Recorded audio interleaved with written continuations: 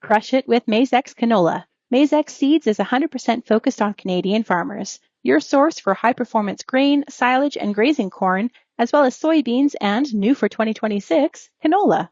Visit Maizex.com to find your local Maizex representative. It's time for RealAg Radio on Rural Radio Channel 147 on Sirius XM.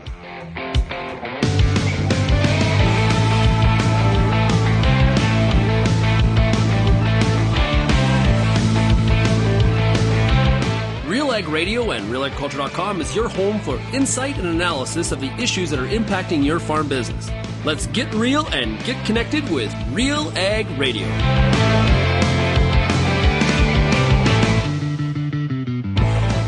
Hello and welcome to RealAg Radio here on Rural Radio Channel 147, Sirius XM. It is Monday, September 29th, and I am your host, Lyndsey Smith. It is Agronomic Monday, and today's show, a special show for you, brought to you by DEKALB Harvest Rewards. So on today's show, you are going to hear from Tim Darragh. He's going to be in conversation with Sean Haney, talking about what lessons to take from 2025 and how that might shape decisions for 2026. Going to touch on, of course, hybrids, performance, watching that bottom line, profit margins, etc., and of course, touching on weed control.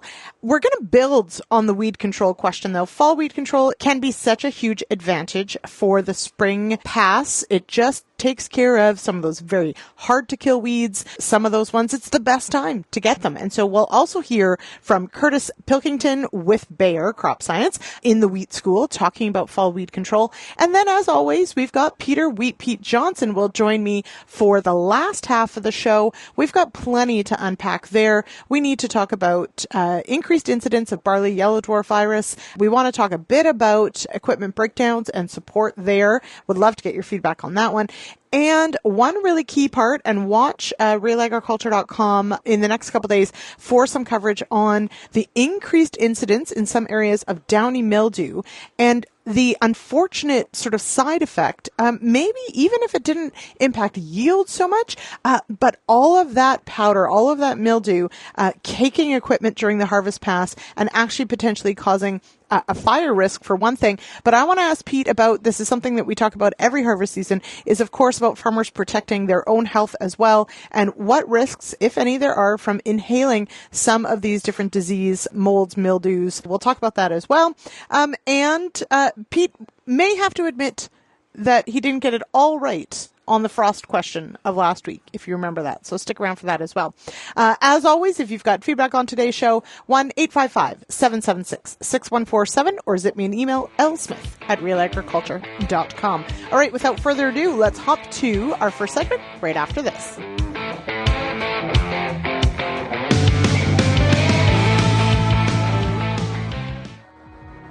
For decades, BSF has delivered trusted weed control to canola growers. And we're always innovating to help you farm into the future. Introducing new Liberty Amp herbicide. With 20% more concentration, Liberty Amp offers superior weed control with lower use rates. And it's backed by the BSF Performance Support Guarantee. Liberty Amp, it hits harder and goes further. Learn more at agsolutions.ca/libertyamp. I'm Lyndsey Smith, host of The Agronomist, and I want to thank you for tuning in for over 200 episodes of our beloved little program. Join me Monday nights, 8 p.m. Eastern on YouTube for our live and interactive agronomy Q&A. Each week, our guest panel will handle some of your toughest agronomic questions live, streaming on YouTube, Facebook, X, and RealAgriculture.com. Tune in Monday nights or go to realagriculture.com/agronomist and sign up for our email notifications and don't miss an episode. Rhizosorb is the next generation of phosphorus fertilizer, demonstrating consistent yield results and cost savings to row crop producers across North America. Unlike other products on the market, Rhizosorb has reliable and consistent results across crops and soil types. It doesn't cost more to use, and no changes to retail or farm operations are needed. Rhizosorb technology is not a biological or a biostimulant, but rather a soil chemistry approach to controlling the release of applied phosphates. Go to phospolutions.com to find out more.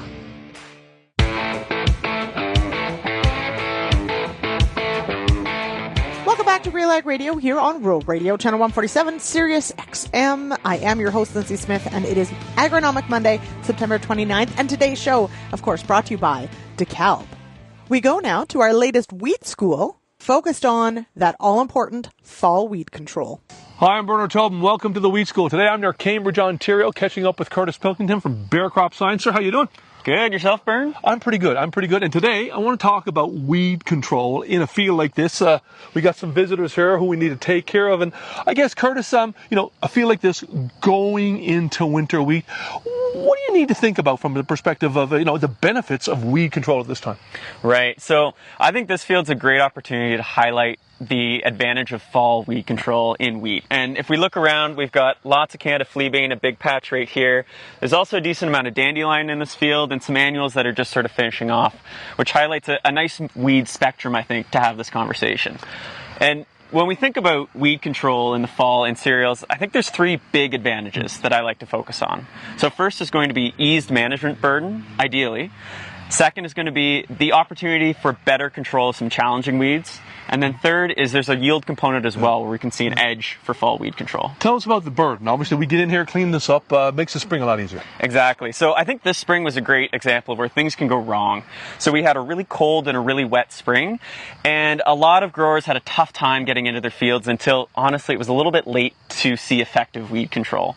And so if we can move that herbicide application up into the fall, especially if we have an open fall of good conditions, we can get that done out of the way. We're not going to compete with planting when it gets warm in the spring. And also, the other side of this is in the spring, we often don't want to do multiple applications on our wheat crop. So we think about, let's mix in the fungicide, the herbicide, maybe the PGR all in one. And that can mean that we're not always using those products at quite the right timing. So if we can get the herbicide down now, maybe that allows us to put our fungicide down at a more opportune time in the spring. Let's talk about some challenging weeds. We have a few here in this field. What are you seeing here, and what do you want to be keeping an eye on from a challenging weed perspective? Yeah, so on the weed side, fall brings a great opportunity for perennials, for our biennials, and our winter annuals. So everything that's going to be up and growing right now and it's going to overwinter and cause problems in the spring, largely because they're already here, so we're going to see growth early in the spring before we can really get at them. We also know for our perennials and for our biennials, those ones with the deep set root system, there's a real advantage to getting that herbicide down now. What we're seeing now, they're switching from that growth pattern of throwing everything up into top growth to trying to bring those nutrients back down into the root system to get ready to overwinter. So if that herbicide can hitch a ride down into the roots, it can really kill them where they start and prevent that regrowth in the spring. An example of one that's a real challenge that I think we need to watch out for is fleabane here, Canada fleabane. And it can be an issue because we see it emerge as in a winter annual, those little rosettes that pop up now, and they can really get going early in the spring. If we're going after them now when they're small with a product like, say, Infinity FX, we can kill them before they really have the chance to get going. What about grasses? Yeah, so grasses are another tricky one. I think bluegrass especially has been a growing concern for a lot of growers in Ontario. Some areas of my territory as well, we deal with silky bent grass, another winter annual. Now, grasses in a wheat crop, that can be tough to control, and so we really want to get them when they're small, and I mean really small. If you look up, Mike Cobra's done some good work on bluegrass, and he found under 10 centimeters tall, and I'd say even smaller ideally. And so if we can get them once they've just emerged in the fall, that's probably our best chance for a complete kill. Versus waiting till spring. If they start to flower, odds are it's too late. Let's talk about yield advantages here. I want to look at some work from Peter Sikkema here on the yield advantages of getting control in the fall. Yeah, so Bear did some really great work with Peter Sikkema on a trial a number of years ago, I believe 2019 to around 2021. And he looked at, let's see, fall weed control versus spring weed control with a whole slate of herbicides. Very interesting. He found that there is a 7 bushel yield advantage for fall weed control versus spring. And what this really indicates, I think, is that just like corn, just like soybeans, wheat has a critical weed-free period that we need to be focusing on. We want to ensure that when that crop is first growing and first developing, it's not being damaged by interference from weeds in the field. So if we can keep it clean early, that's a big advantage to the crop. Now, you mentioned as well, though, sometimes you keep it clean early. It doesn't look that good in the spring. Yeah, and so this was another really interesting part of this work. So even though the yield came from the fall weed control, Peter found that in the spring, Spring applications would deliver cleaner fields when you're looking at them in the spring, but it all comes back to that critical weed-free period. If we keep it clean early, that's what's protecting our yield. While we might see some more weeds in the spring, if we need to, we can go after them with a second app or clean up after that wheat crop comes off. Okay, Kurtis, let's talk strategy here. In a field like this, for example, are we looking at, a burn down or some in-crop treatment? For sure. So I think you've really got two opportunities in the fall, which you mentioned for weed control, burn down and in-crop. What you choose is going to depend a little bit on the field scenario and your weed pressure. In this field, it's tough to say. I'd be thinking more of an in-crop right now. Just looking around, I'm not seeing too many emerged weeds at this point. These are more the big ones that are hanging over. But if we think about comparing those two timings, pre gives one big advantage in that we can use products that we can't use in the wheat crop. The immediate thing that comes to mind is Roundup for me, where that's a great product that we can use to control some of those really tough perennial and biannual weeds, whereas we don't have that opportunity when we're in the wheat crop. That being said, once we're in crop, there's still great products we can use. We just want to make sure we're selecting based on the weed spectrum that we have. And often we want to make sure those weeds are up at the time of application, especially if we're thinking about some of those grassy weeds that we might want to tackle. Hey, it's late September now. Let's talk a couple of application tips to wrap this up. What about temperature when it comes to application? Yep. So I think often we can stick to that general rule of 3 degrees, 3 days before, after. Now, when we talk about that rule of threes, that doesn't have as much to do with the crop safety. It's more about the weed control piece. And the idea behind that is we want those weeds to be actively growing at the time of application so that they can translocate that herbicide and get an effective kill. So ideally, daytime temperatures should be even warmer than 3 degrees.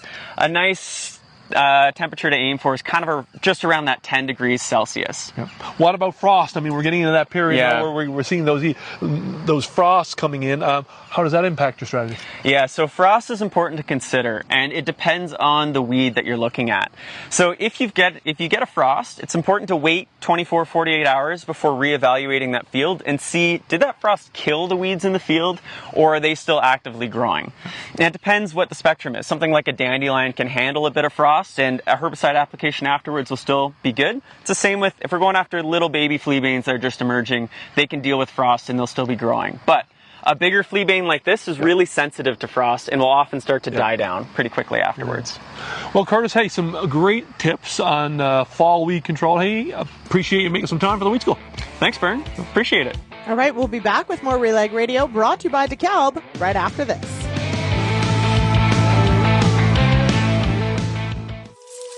Fall harvest has come, and every pass in the field matters. Tired of overlapping rows or missing spots? Meet the FJD AT2 Auto Steer System, your precision navigation partner this harvest season. The AT2 delivers 2.5 centimeter accuracy on any terrain. It comes with lifetime PPP correction at no subscription cost, no extra fees, and a full 2-year warranty. Start your inquiry today at fjdynamics.com. FJ Dynamics, precision agriculture tech for every harvest. If you're involved in the agriculture industry, it's important to stay informed on all the latest issues affecting your business. At RealAgriculture.com, we offer fast, reliable news, information, and insights to help you keep on top of all of the latest in Canadian agriculture. Visit RealAgriculture.com and sign up for our free daily newsletter covering everything from news, agronomy, animal agriculture, and much more. Visit RealAgriculture.com/subscribe today. RealAg Radio is Canada's only daily radio show focused on agriculture. Get expert advice on Agronomic Monday. Tuesdays and Wednesdays will cover a broad range of issues. Thursday we'll hear from farmers across the country on the Farmer Rapid Fire. And we'll wrap things up Fridays with the RealAg Issues panel with Kelvin Hefner and Lyndsey Smith. Join us Monday through Friday at 4:30 Eastern. And don't forget about the replay at 7 in the morning on Rural Radio 147, Sirius XM.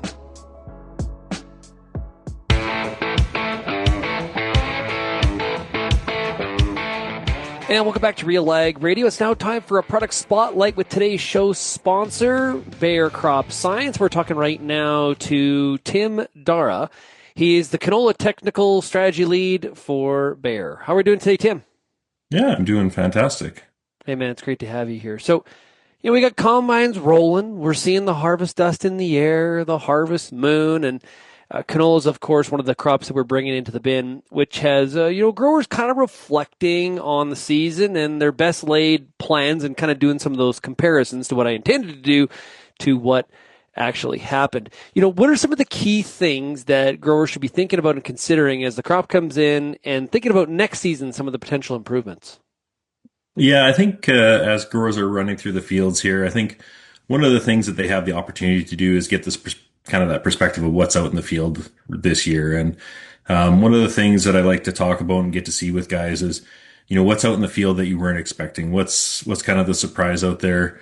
What's something that we did this past year that we could maybe change for next year that would improve our situation? And so as you're sitting up in that combine seat and looking out across things, one of the things that stands out to me this year that we haven't had as much issue with is just the weeds out in the field that have come through. And so I've talked with a number of our Liberty Link growers. They've been saying, and it's been coming up more and more, that there's a fair bit of lamb's quarters, wild oats, cleavers out in that crop. And that makes sense just given the spring that we had in terms of the conditions we had during that spray season and some of those weeds sneaking through. And so the question is, what's the impact that's going to have on the crop? How can I do a better job of controlling those weeds for the future and make sure that we don't have that as an issue? And so, as a company, we do focus on TrueFlex and opportunities like that, but we do have to be respectful of the fact that, glyphosate resistant kochia is an issue in parts of Western Canada. And so having a product like a TrueFlex Liberty Link is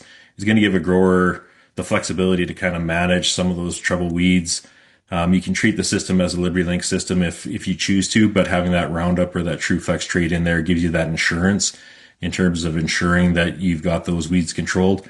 When we think about weeds, they kind of echo through the rotation. And so if you don't manage them in 1 year, it becomes issues in other parts of that rotation. So if you're growing cereals or pulses, you got to be able to manage those with different herbicides. So that's been a big topic of conversation for us around what we're going to be doing. So our 400 series canola is the TrueFlex Liberty Link. I think with the challenges we're seeing with some of those weeds out there this past year, I think we're going to see more acres of that canola going in the ground just because growers are looking for those options for a little bit more flexibility on that weed control. They need to make sure that they're controlling those, and that just makes their operation more efficient if they've got that flexibility. Yeah, and we're seeing variances in harvest maturity from field to field, kind of depending on, of course, conditions and seeding dates and also the hybrid selection. Do you have any advice on what growers should consider when picking their hybrids for 2026? Well, I think 2026 is going to be one of those years where we're going to have to be sharp with our pencils. Economics and profitability are going to be key. So, obviously we're going to want to pick hybrids or make a recommendation for a hybrid that's going to provide good yield and good profitability. Part of the equation with profitability is also your costs. And so when we start thinking about maturity, there's lots of different things to consider out there. Obviously the seed maturity, and that's what most companies rate their products on, is on seed maturity, but dry down of material and being able to get into that field efficiently and on time. That's another key thing that's important. One of the things that we find with our DEKALB products is that we have a whole plant dry down. And so with that whole plant dry down, when we go into the field and we start doing trials and comparing products, that plant that's dried down all the way allows guys to go at a faster speed in terms of ground speed, which means more acres kind of in an hour, less time and cost in terms of fuel depreciation on the combine. And those things are important too in terms of that profitability equation. So, we want to make sure that we're talking with guys and thinking about everything, not just what that total yield is. But when we think about yield, we're at the point now where we've got a bunch of trial results in, and, for the third year in a row, we've got DK401TL, which is kind of coming up to the top of the leaderboard in terms of yield in our trials. And, we think we've got a great opportunity with that product to be able to offer something that gives guys good yield, give them flexibility, and has that whole plant dry down. So just allows them to be more efficient with their dollars and their time. Yeah. Overall, let's hit on it. As growers are thinking about hybrid selection for this upcoming year, what's compelling in the DEKALB portfolio? Yeah, I mentioned DK401TL. That's a special product. I'll be honest. It yields fantastic. It offers the dual trait in terms of TrueFlex and Liberty Link. So it gives a lot of flexibility for growers. It just has a lot of great fits across Western Canada. And so that's a great product in terms of the opportunity of yield and profitability. We're also offering a new hybrid this year on the TrueFlex side of things, DK904TF, which is the highest yielding glyphosate-resistant hybrid that we've ever tested. It has a great opportunity for guys in those areas that are looking for that fit. When we think about DEKALB in general, I think there's a lot of great things that come with it. But again, focusing on that profitability, we're right now in the middle of that seed selling season, and we're in the middle of our kind of DEKALB Harvest Rewards offer. In that offer, growers stand to be able to save up to $75 a bag on canola when they book by October 31st. And that's for all DEKALB hybrids. So the entire lineup's available for that offer. And if growers are interested about that and want to learn more, they can talk to their rep or talk to their agronomist, or they can go to dekalbrewards.ca and find out more about it. But again, I think it's a great opportunity for growers to, get in, book a hybrid, and save a bit of money and be a little bit more profitable for next season. Great stuff. That website was dekalbrewards.ca. And of course, you can talk to your local DEKALB rep or, of course, your retailer. Hey, Tim, thanks so much for joining us here today. Yeah, thanks, Sean. Appreciate it. Of course, today's show is brought to you by Bear Crop Science. We'll be back with more of RealAg Radio right after this.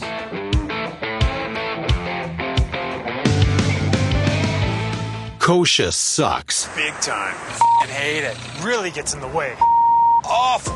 But not anymore. Get a head start on tough-to-kill weeds like kochia this fall with Volterra EZ and Fierce EZ soil-active herbicide. Apply after harvest before freeze-up for up to 8 weeks of extended control in pulses, soybeans, and wheat next spring. Volterra EZ, Fierce EZ for kochia. Visit newfarm.ca/kochia.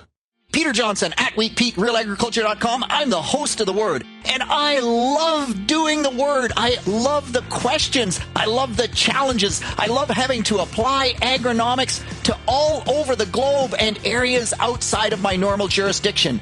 Also, I love the feedback the most, where growers challenge me, tell me about their plot results, help me to learn. The Word, absolutely the best part of my day.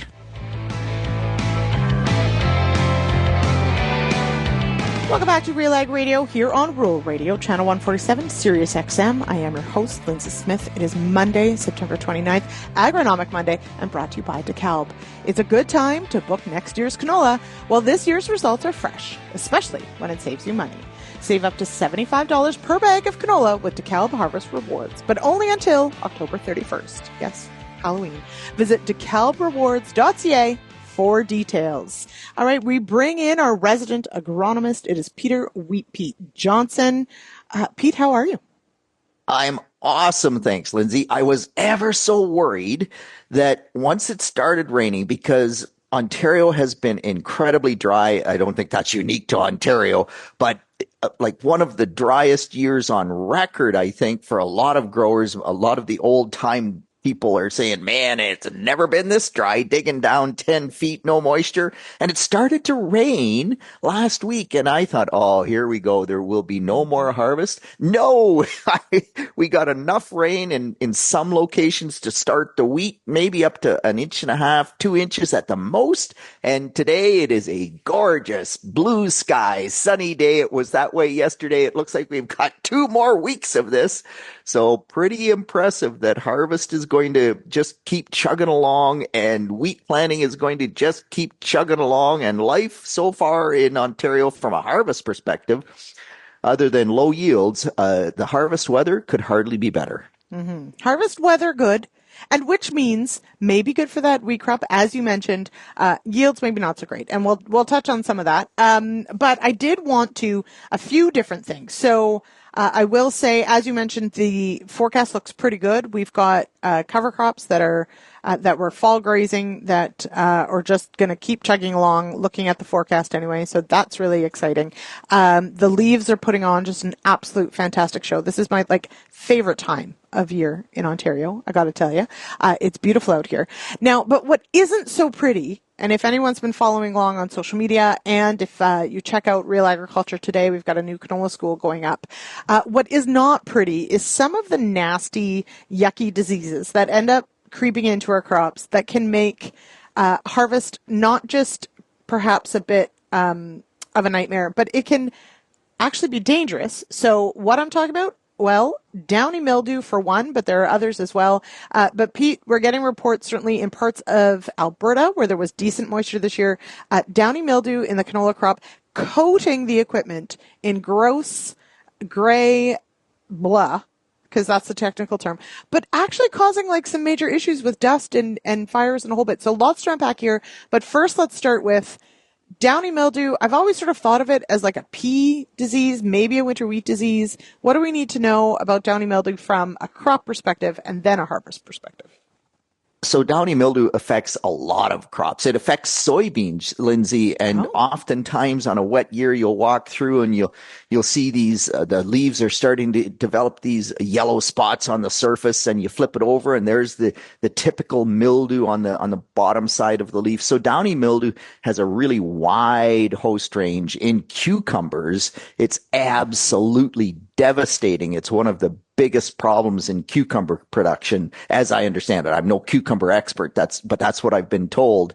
And so, yes, downy mildew has a really wide host range, and it's probably different species of the same genus, right, but nonetheless, it's a very common disease. And in many cases, it doesn't cause that much yield loss. Soybeans, it's not a real yield loss problem, whereas in cucumbers, it absolutely is.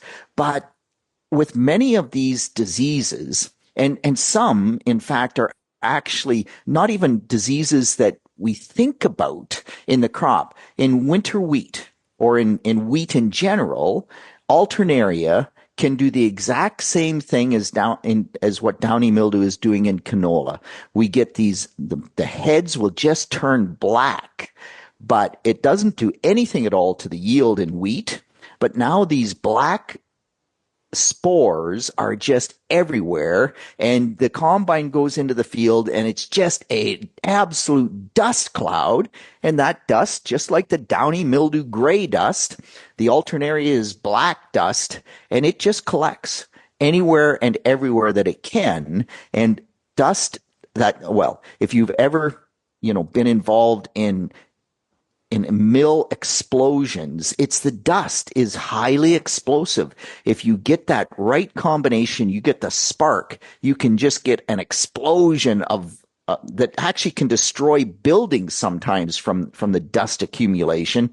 And so in the combine situation, you get covered with dust, and if there's a spark that happens somewhere, or it gets too hot sitting on the exhaust manifold, and you get it started, that fire starts, you have a big problem very quickly. Now, what about, because I know that there are some diseases that we need to worry about for inhalation, but I just think generally speaking, a lot of dust, not ideal, especially if you have any underlying like lung issues. But from a human health perspective, are there certain, obviously we need to protect ourselves from excessive dust, but are there certain funguses or diseases that we need to worry about more so at harvest?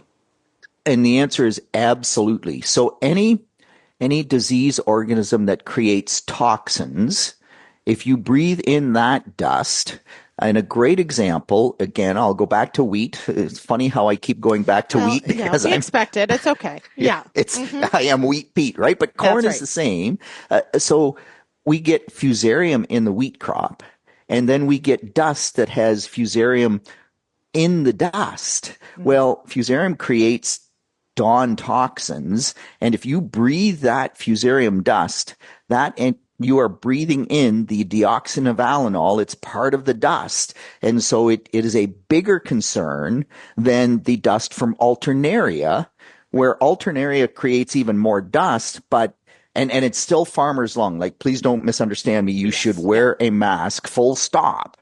But there's no toxins in that alternaria dust, so you aren't going to have any issues from toxins in the alternaria. It's just a farmer's lung thing, whereas the deoxynivalenol we know is related to all sorts of other health consequences, like increased, I believe, in cancer. And again, that's not my area of specialty, but do not breathe fusarium dust from wheat. It's 100% bad. Mm-hmm. And with corn as well. So these are the things you need to think about. Obviously is, right off the hop is thinking about, fire risk and those sorts of things. So making sure we're cleaning off equipment, having extinguishers, having a fire plan. This is one of those things that I think in some areas I know Western Canada, especially in those drier areas, I'm always impressed by just how organized some farmers are with, they've got a water truck that follows, and those sorts of things. But realistically, sometimes if this isn't, the norm, you maybe don't have a fire plan. So please, if you don't, maybe something worth talking about. And as always, yes, please protect your own health as well. Protect those lungs from all that dust. Okay, so that was one, and we have more to say on the equipment side as well for today's show. But I want to hop to one of the other questions that even I get, Pete. So it's a big one when even I get it. But with the advent of, here in Ontario at least, the increase in fall cover crops, so following wheat, oats are a very popular choice. Few things have popped up, rust being one of them in the oat crop, but we can maybe get to that. But first, barley yellow dwarf virus. Now, it just seems to be bringing way more questions, way more frequently than before. Am I imagining things, or is there a link here between these two things? So there's absolutely a link between those things, and I think part of the reason that you're hearing more about it is that we saw more barley yellow dwarf virus in our winter barley crop this year, in our winter wheat crop this year, and really interesting, a huge outbreak in the spring wheat crop in northern Ontario. So normally, so first off, to be clear, barley yellow dwarf virus is a virus, and it's not controlled by any of the fungicides that you would apply to control a fungal disease. Also, barley yellow dwarf virus is spread by aphids. And so when you grow cover crop oat, and oat is highly susceptible to barley yellow dwarf virus. And the way that it spreads is that one aphid will come, let's say, from the winter wheat crop, and it will move over to feed on the oat crop, and it's infected. So there's, in the UK, they actually do a really great job. They will capture aphids, and they will actually analyze what percentage of the aphid population has barley yellow dwarf virus in it. Like what percentage of the aphids are infected with barley yellow dwarf virus? Because you can have tons of aphids, and if they aren't infected with barley yellow dwarf virus, oh yeah, they if they get too many, they do feed enough on the crop to reduce the yield a little bit, but not the disaster that you might expect. Whereas if they inject barley yellow dwarf virus into that plant, particularly early in its development, it can be up to an 80% yield loss. And this year, we saw some fields where we were getting 40 and 50% yield loss in winter barley. And you just go, wow, it's a really serious thing. But you have that aphid in the oat crop, and it feeds on an oat plant. And now that oat plant is infected with barley yellow dwarf virus. Well, the next aphid comes along and feeds on, that isn't infected, feeds on that same oat plant. It picks up the virus. And so that's how it spreads, is by, you get these pockets of barley yellow dwarf virus, and the aphids all feed there, and then they just keep moving and spreading it and spreading it and spreading it.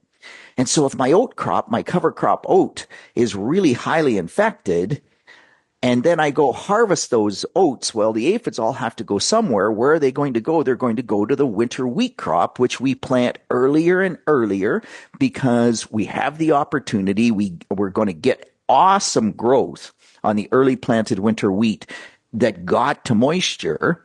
The aphids need to feed on something. Boy, those winter wheat plants are just really looking pretty good in that early growth stage, and they can infect it with barley yellow dwarf virus, and now we have a major problem. Okay, so now I need to think this through, because Pete, you mentioned it's a virus, so fungicide's not going to work, herbicide's not going to work. What then can I do to protect my winter wheat crop this fall or the spring? Or is there anything I can do? So we can use a seed applied insecticide, and that will limit the spread. So if I put a seed insecticide on my winter wheat crop, and we typically don't do that on a broad scale in Ontario because we haven't seen really huge yield gains from doing it. And from an integrated pest management standpoint, don't use a product if you don't need it. Right. Yeah. However, you plant early. Now that aphid comes in and feeds on that wheat plant, well, if we have the insecticide treated seed, it translocates through the plant, the aphid feeds on that plant and it infects it, but it dies. And so then if the next aphid comes along that isn't infected with barley yellow dwarf virus and feeds on that plant, it's also going to die. So we stop the spread. We don't stop the initial infection. Right. But we stop the spread in the crop. And seed insecticides typically last 4 to 6 weeks. Now, last year in winter barley, that wasn't long enough. And so we did see quite a bit of infection in the fall, but after we had 4 weeks of growth on the winter barley crop. You can scout and you can spray foliar insecticides, but the problem there is that most foliar insecticides don't have any residual. So I go out in my wheat and I see enough aphids to say, gosh, I got to spray it. Well, I'll knock those aphids down. But if there's more aphids coming in from the oat crop, half a block away, they're just going to keep coming. And I don't get that residual. So there's less benefit from that application. One last thing though, and this is maybe not as reasonable because, as you mentioned, those aphids could move in from the other. But can I potentially, in planning, make sure that there is a gap between either of time or of actual space of non-host crop that will delay at least the aphids moving into my winter wheat crop from a cover? And the answer, Lyndsey, is yes, but it's really hard. So wheat curl mite is similar to aphids in that it spreads wheat streak mosaic virus. Right. And in Western, like Washington State, Montana, where they grow a lot of winter wheat, they actually have to have a 2-week break between volunteer winter wheat that comes up and winter wheat that they plant. And they call that the green bridge for the wheat curl mite. Here in Ontario, it's almost impossible. I mean, if you could get a 2-week break with no green things at all for the aphids to feed on, you might be able to reduce that amount. But how do I do that when I have cover crop oat that I want to grow as long as I can in the fall to either feed those woolly things that you have out there, or just from an organic matter return standpoint, I don't want to kill my winter or my oat cover crop that I planted on the 1st of August on the 1st of September to give me a 2-week break before I plant my winter wheat on the 15th of September.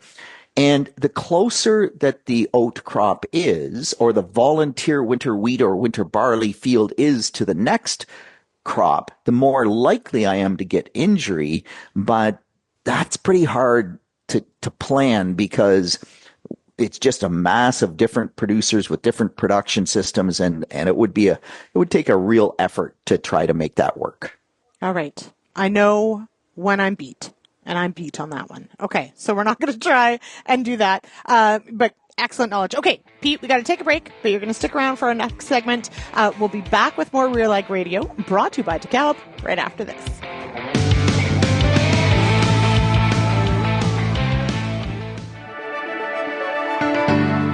Built on over 100 years of seed innovation and unwavering commitment to farmers, Pioneer 100 Series canola hybrids deliver a step change in yield performance and agronomic traits.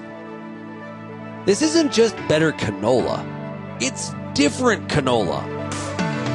Pioneer 100 Series. Contact your local Pioneer sales representative or visit pioneer.com/100 series to learn more today.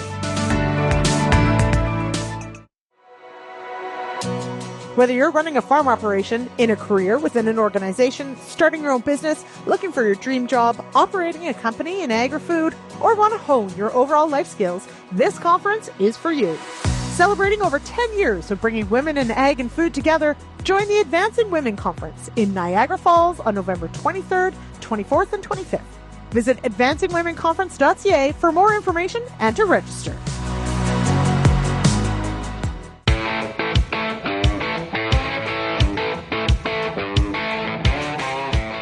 Welcome back to RealAg Radio here on Rural Radio, Channel 147, Sirius XM. I am Lyndsey Smith. It is Agronomic Monday, and this show brought to you by DEKALB Harvest Rewards. Head on over to dekalbrewards.ca for details. You have until October 31st to save up to $75 per bag of canola with DEKALB Harvest Rewards. All right, as promised, bringing back in Peter Wheat Pete Johnson. Pete, let's talk not just equipment or being safe, combine fires, etc., but more and more of this question of service, support, staying up and running, and how it is potentially more of a challenge at times to have the type of tech support and, backup that we really need for our equipment. How is this conversation shaping up this fall? So, Lyndsey, if you're a Twitter person, X, call it what you will, and you're watching that, boy, you get both sides of that coin. And some growers tweeting out just how incredibly frustrated they are with $1 million combines because of all the technical glitches that combine runs into. And technology is wonderful, Lyndsey. Like when technology works, man, I drive into the field and I hit that auto steer button and the monitor comes up and tells me how many seeds I'm planting and, or I'm in the combine and it adjusts the combine so that it's doing the absolute best job in terms of loss and clean grain, all those different things. Like the amount that technology has developed is incredible, and it makes farming so much more fun as long as it works. And when it doesn't work, all of a sudden you've spent $1 million on a combine. The beans are in the field sitting at the perfect moisture content. You need to get them out of the field, and you're stuck because of some glitch that is just beyond your comprehension, because how can you be an expert in everything? So lots of frustration out there across brands, but also lots of good stories where someone will tweet like, thank you so much to whatever outlet they, at midnight or at 10 o'clock at night, they had a service person there that solved that problem and got me back up and running.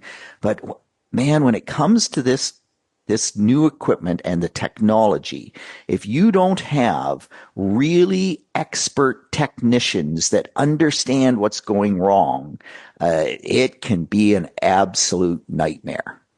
Well, and I think we've seen this over time, over the last little while, as we've seen consolidation, on the equipment side of dealerships, etc. I know from where we live, and we're in a relatively populous area, but, we're near a city, so it's not so rural agriculture. But when we think about buying a new piece of equipment, well, new to us, let's not get silly here, we do have to consider, where are we going to have to go for parts? Where is there a service person? Where are there techs that could actually support us? And we're very small potatoes, so I can only imagine what it feels like to be exactly that in a field, let's say forage harvester, whatever it may be, it's go time and you can't find a tech. Like it's got to weigh into the actual decision-making process of what you purchase. Yeah, 100%. So I will often get growers who will say to me, so what new drill should I buy? Because I'm a wheat person and so that's more my game. And my first answer always is, well, what dealership in your area provides the best support? Because 90% of the equipment is the nut behind the wheel. That's the operator, the driver. And so they'll all do a good job, But when something happens and goes wrong, you need that support person. So who is the best dealer in your area? And that's probably the piece of equipment you should buy. Maybe it isn't quite as good as another piece of machinery, but at least you'll get the support you need to keep it in the field when you need to keep it in the field. And Lyndsey, if you go way back to, the 70s, when John Deere didn't have maybe the presence it does now, they really built their whole business model on rapid access to parts when you needed them. And so this whole concept of, if we don't have the part, we'll have it, at your door by tomorrow morning at 8 a.m. That they built their reputation on that. And that type of thing is really what drives the industry today. Nowadays, it's not only parts though, it's also the expertise to say, why is that combine stuck in this loop and I can't, it just won't stop burning off and I can't run because of that. Those type of things are critical. I also wanted to point out, Pete, that we did get some feedback on last week's Agronomic Tuesday in talking about the frost that happened the weekend before in my area, points east into even Western Quebec. And certainly now, this far out, seeing the impacts of it, definitely very dried down leaves on the corn. But you did get some feedback from some growers who it probably is going to impact more than others. What feedback did you get? Yeah, so Lyndsey, I missed that it had caused that much injury, and that's a feature of you do the most work within 50 miles of where you live, and that as much as I try to be North America wide, it's just hard. And so when we talked last week, I said, well, it took the leaves off, but we can still translocate from the stalk, and most corn is, half milk line or beyond that, so it won't have much impact. Well, immediately I got feedback that not only had it taken the leaves off in some fields, but we actually killed the shank. And I got sent some pictures from 3 different individuals where they had sliced the shank open and it was already water soaked and off color. And there's going to be no more translocation into the cob. And so when that happens, now we've really impacted yield. We're going to have, very light test weight grain, and we're giving up 10, 15% of our yield. So it has had a much larger impact. It also defoliated apparently a lot of later soybeans in Quebec. So that cold temperature, and it never got that cold, as you pointed out last week. You were, I think you said 0 or something like that, but it was minus a half kind of thing. Yeah. But for 6 hours and for 2 nights in a row. And some other places did get down to minus 1.8. But, until it gets below minus 2, most of the time we don't see that much injury, but it had to be that length of the cold period. And yes, it has had a pretty significant impact in some situations on the final outcome. Now, in many of those situations, those crops are already extremely drought stressed, and that may be why the cold temperatures had more impact than we would have expected. When you get that drought stressed, the crop just can't tolerate another stress as well. So it's kind of that additive stress. But I know that not everywhere in that area was that droughted. So I that's just another complicating factor. One last quick note, Lyndsey, that I think we need to talk about when we talk about these crops is that we are finding more jib in corn here in southwestern Ontario than I ever expected. Given how dry it was, you would say no way we can have any jib at all in the corn crop. And we'll see, because Ben Rosser is doing the survey, the OMAFA survey. I believe he's starting this week. So we'll see where that shakes out. But we've been scouting cornfields, and man, I expected 0 jib. I am not seeing 0 jib. I am seeing just enough jib to say, wow, it's here. And so producers should go out there and check, particularly if you're a hog feeder and you need that corn for feed, get out there and have a look, because it's not 0 the way I expected it to be. I would agree. Just a bit of scouting, not a huge amount, but I would agree. I'm surprised I found any. Now, I will say I did hear earlier in the season about Western bean cutworm numbers in some areas being higher than expected as well. So definitely scout, to quote Wheat Pete. One of those things. Now, I did want to, we have just a few minutes left here. On that note, though, harvest management of this corn. Tonight's agronomist is on grain drying. Specifically, though, we're talking really about really wet conditions in the West. And so what does that mean for getting, bins on air or supplemental heat or the grain dryer?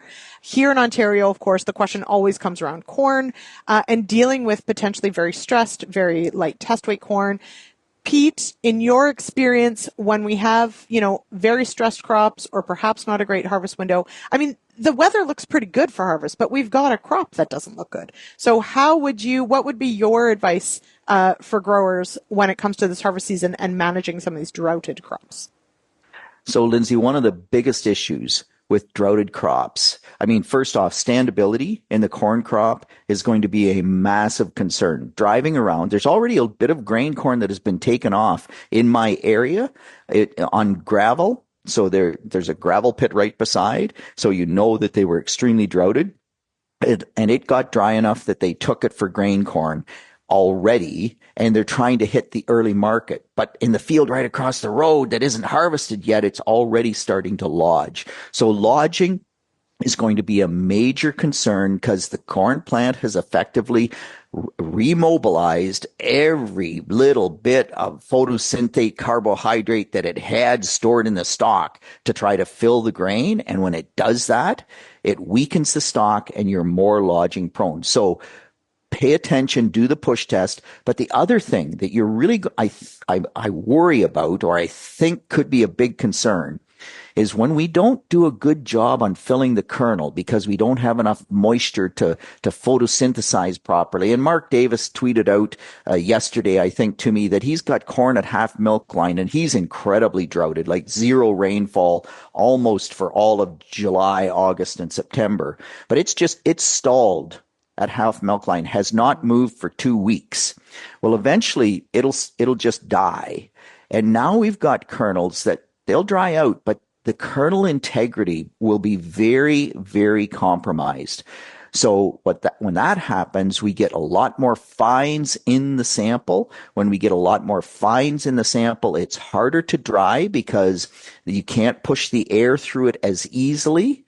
Plus, you're more likely to have issues in storage because the fines tend to pile up in the center of the bin as you fill that bin. And again, when you aerate it, you can't get the air movement through those fines. So trying not to break kernels through harvest and managing fines all the way through, I think, is going to be a bigger concern in 2025 than normal. I have to admit, physics, not my strong suit. And math, I do it. But again, not my strong suit. Grain drying is a lot of math, everybody. And so prepare yourselves because exactly that. You have to think about air spaces, air pressure, fines, and because we're trying to move air and heat and moisture out through a mass. And so it's a lot of math, Pete. And I might just stick with plants and animals. I'll be honest. Physics is fun. No, it's not. But it's important. And so that's tonight, 8 p.m. Eastern on the Agronomist. We go live, 8 p.m. Eastern on YouTube, Facebook, X, LinkedIn. And then, of course, you can head to realagriculture.com/agronomist after, and you can watch tonight's episode and any past episodes. And Pete, I hope you join us, but not always. But Pete does try to be there in the comments. We have a lot of fun in the comments. That's the fun part about watching live. And mostly it's making fun of me. I'll be honest, Pete. It's a good thing I have broad shoulders and thick skin.